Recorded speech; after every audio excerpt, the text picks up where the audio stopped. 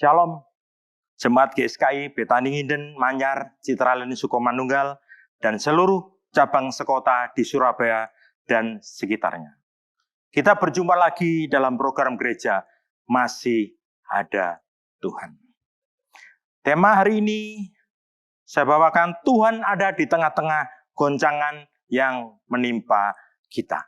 Markus 4 ayat 35 sampai 41.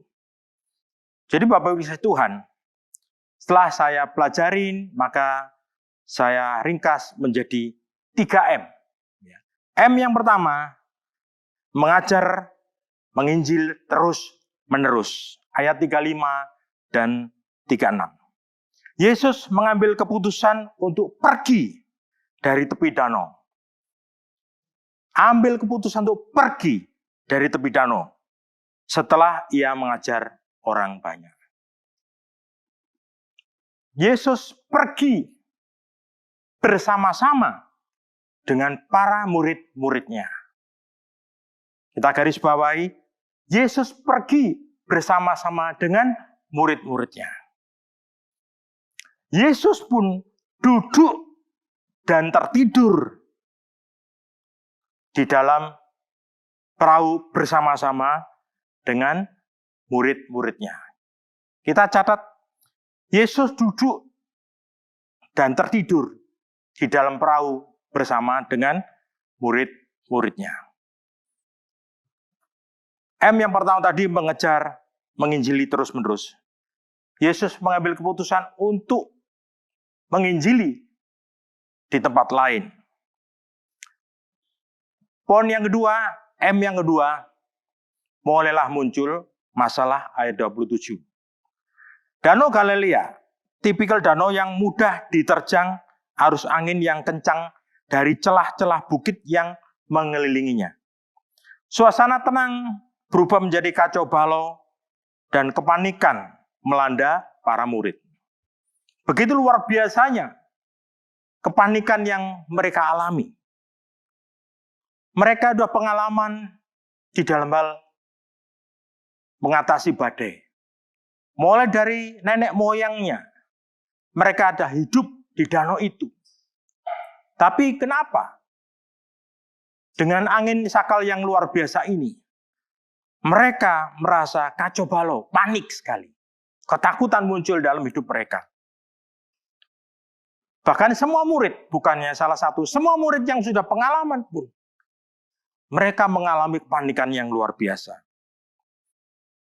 Mereka tidak dapat mengendalikan perahu itu dengan pengalamannya dia, dengan kekuatannya dia.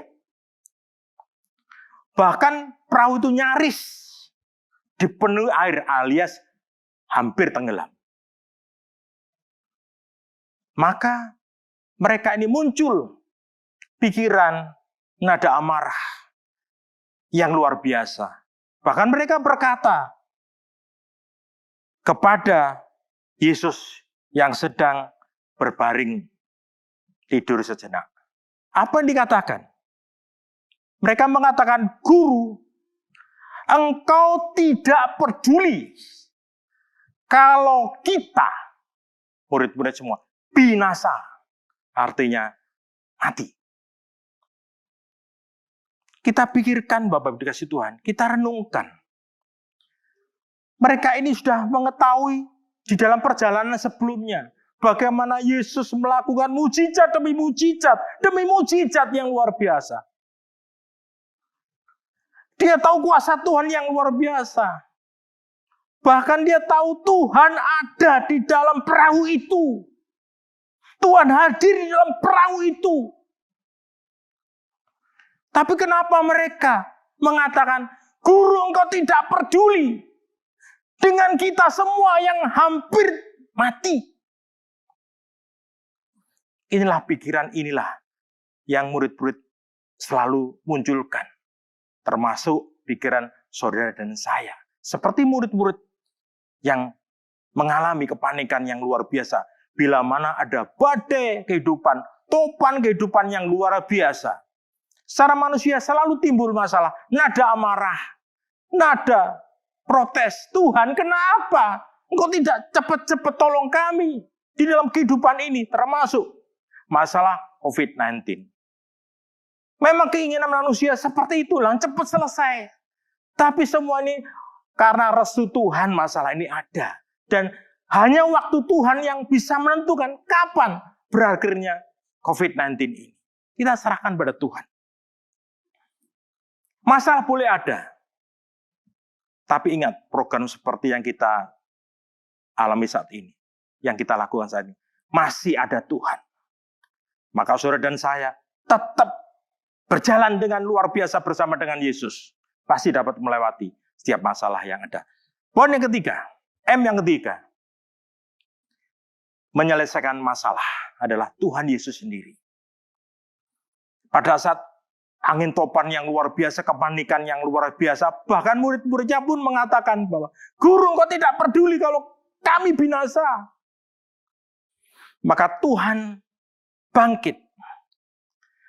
Masalah yang terjadi saat itu diambil alih menjadi tanggung jawab Yesus Kristus Tuhan. Maka guru bangun dan berkata kepada danau itu, diam, tenanglah. Kepanikan dan ketakutan yang dihadapi dengan sikap tenang. Maka kita akan bisa berpikir bahwa di situ karena Tuhan hadir dalam hidup kita, termasuk di dalam perahu itu. Kita pelajari, diam dan tenanglah. Jadi kuasa Tuhan yang luar biasa dapat menundukkan alam ini. Maka Tuhan Yesus berkata, diam. Ombak, angin yang luar biasa, topan yang luar biasa, bahkan hampir menenggelamkan kapal itu. Maka dengan kuasa Tuhan yang luar biasa, tenanglah, diamlah, tenanglah. Maka saat itulah diam. Dan arti tenanglah, itu betul-betul tenang. Tidak ada percikan apapun. Kenapa? Kuasa Tuhan yang luar biasa menenangkan. Angin dan topan, bahkan riakannya danau pun tenang dengan luar biasa. Itulah kuasa Tuhan yang luar biasa. Kadang-kadang kita melihat atau kita melakukan waktu kecil, kita sering obok-obok katanya Joshua ya. Obok-obok. Kalau air di kolam kita putar, arusnya pasti kuat. Dan makin cepat, makin kuat. Maka pada saat kita angkat tangan kita, arus itu masih ada. Tapi, kalau Tuhan Yesus mengatakan, diam dan tenanglah. Maka ombak itu dengan sekejap, dengan sesaat, tenang dan diam dengan saat. Tidak ada percayaan apa. Itulah kuasa Tuhan yang luar biasa. Tuhan yang menyelesaikan masalah. Goncangan boleh ada dalam hidup kita. Hidup saudara dan saya. Goncangan boleh ada, masalah boleh ada. Tapi kita percaya, masih ada Tuhan Yesus. Tuhan yang berotoritas dalam hidup saya dan saudara. Jadi 3M yang kita sampaikan hari ini. Mengajar terus-menerus atau menginjil terus-menerus. M yang kedua, muncul masalah. Yang M ketiga, menyelesaikan masalah, yaitu Yesus sendiri. Maka aplikasi dalam hidup saya dan saudara bagaimana? Dalam kehidupan kita. Apakah saudara sudah mengenal Tuhan Yesus Kristus? Dalam program ini masih ada Tuhan, artinya masih ada Yesus Kristus di dalam hidup kita.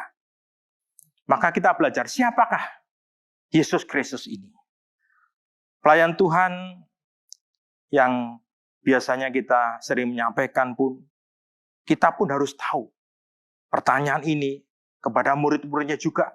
Siapakah aku ini, kata Yesus.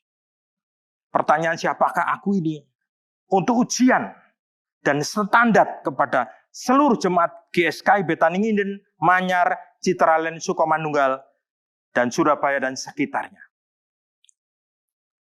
Seberapa besar dan dalamnya, khususnya jemaat yang sudah saya sampaikan tadi, mengenal Tuhan Yesus yang sebenar-benarnya.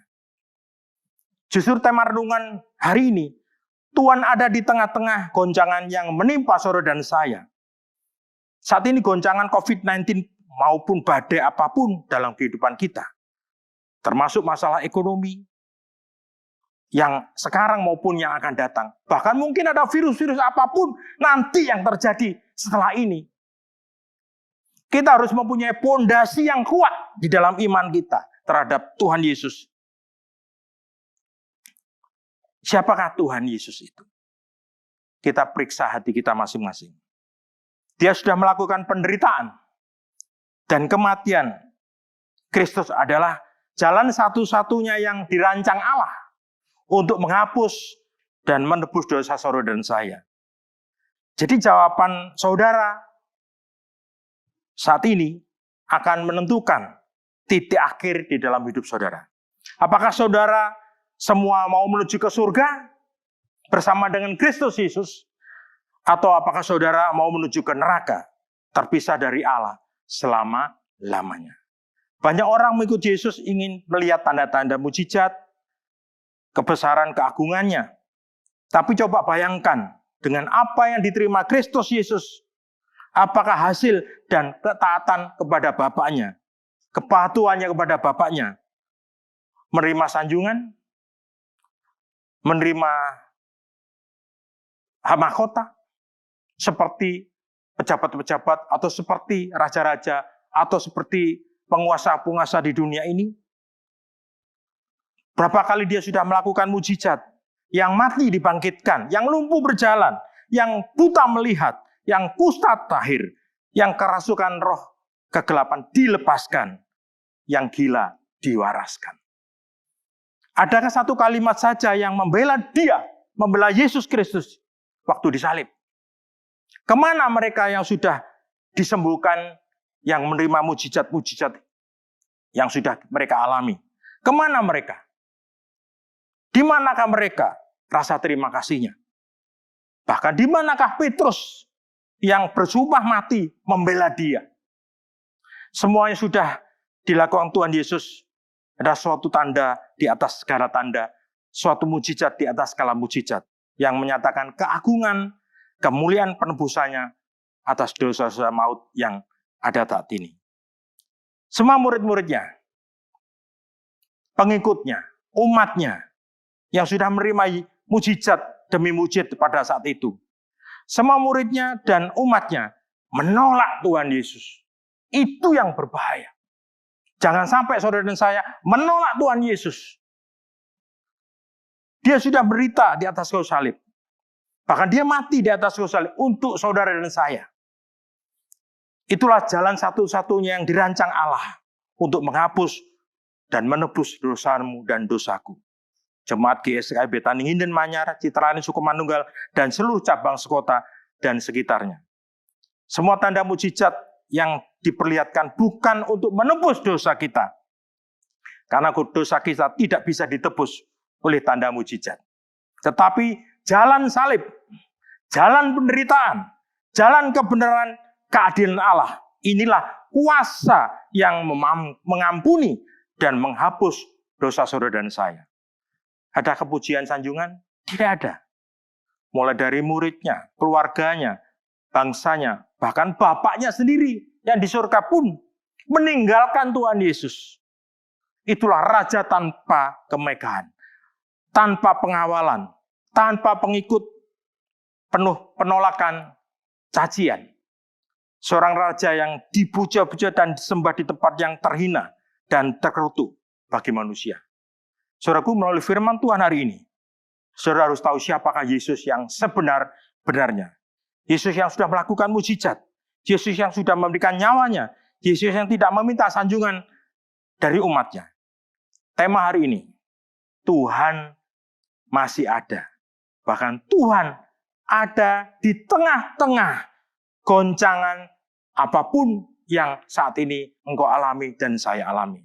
Jelas, saudaraku, program hari ini masih ada Tuhan yang mau mengorbankan dirinya, yaitu Yesus Kristus yang mau mengorbankan dirinya, dan pasti juga mau menolong saudara dan saya di tengah-tengah goncangan apapun di dalam saat ini, termasuk COVID-19. Percayalah, masih ada Tuhan. Di dalam nama Tuhan Yesus, haleluya, amin.